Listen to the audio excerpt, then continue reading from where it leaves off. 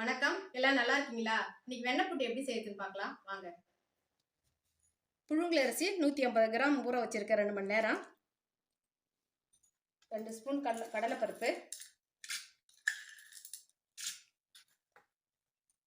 வேக வச்சு எடுத்துக்கலாம். இப்போ கடலைப்பருப்பு வெந்துடுது. கடலைப்பருப்பு வறுத்தது. இதில் இருக்கிற தண்ணி போதாது, இந்த 1 டம்ளர் தண்ணி சேர்த்துக்கிறேன்.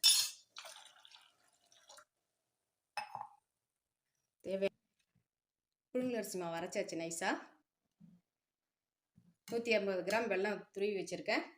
2 பத்தை தேங்காய் துருவி வச்சிருக்கேன். இப்போ வெல்லத்தை இதில் போட்டுக்கலாம்.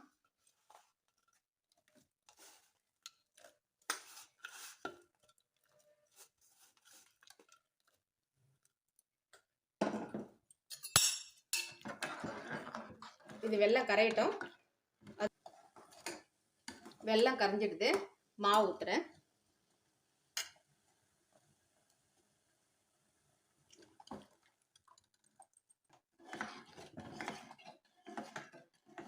மாவு வேகணும்.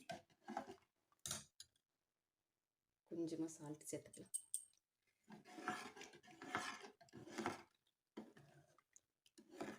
மாவு வேகட்டும். வெண்ணெய் புட்டு வெந்துடுது.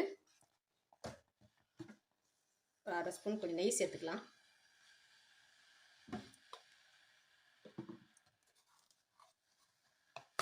ஏலக்காய் போட்டுக்கலாம், பவுடர் பண்ணியிருக்கேன்.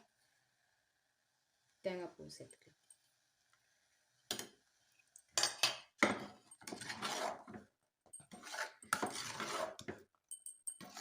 வெண்ணெய் புட்டு வந்து நம்ம தனியாக அரிசி ஊற வச்சு செய்கிறதுக்கு நமக்கு தோணாது. நம்ம இட்லிக்கு அரிசி ஊற வைக்கிறோம் இல்லையா, அதில் கொஞ்சம் நமக்கு தேவையான அளவுக்கு சேர்த்து ஊற வச்சா மாவு அரைக்கக்குள்ள கொஞ்சமாக 1 கை 2 கை மாவு உங்களுக்கு தேவையான அளவுக்கு எடுத்து ஒரு வெண்ணெய் புட்டு செஞ்சுக்கலாம். சமையல் செய்யக்குள்ளே செஞ்சுக்கலாம். சாயந்தரம் ஸ்நாக்ஸ் எடுத்து சாப்பிட்டுக்கலாம்.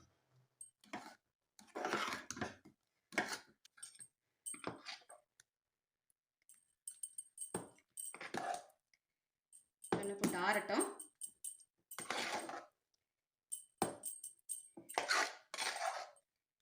சூடாக இருந்ததுன்னா கட் பண்ணுறதுக்கு வராது. ஒரு 2 மணி நேரம் ஆறணும். ஆறின பிறகு தான் கட் பண்ணி சாப்பிடணும். நல்லா டேஸ்ட்டாக இருக்கும், நல்லாயிருக்கும். நமக்கு அதுக்குள்ள சின்ன வயசாக இருக்கக்குள்ள அம்மா பாட்டிலாம் செஞ்சு தருவாங்க. நல்லாயிருக்கும். வெண்ணெய் புட்டு ஆறட்டும், கட் பண்ணலாம். வெண்ணெய் புட்டு ஆறிடுது. கட் பண்ணி வச்சுருக்கேன். வெண்ணெய் புட்டு ரெடியாக இருக்குது. வாங்க சாப்பிட்லாம். வீடியோவை லைக் பண்ணுங்கள், ஷேர் பண்ணுங்கள், சப்ஸ்கிரைப் பண்ணுங்கள்.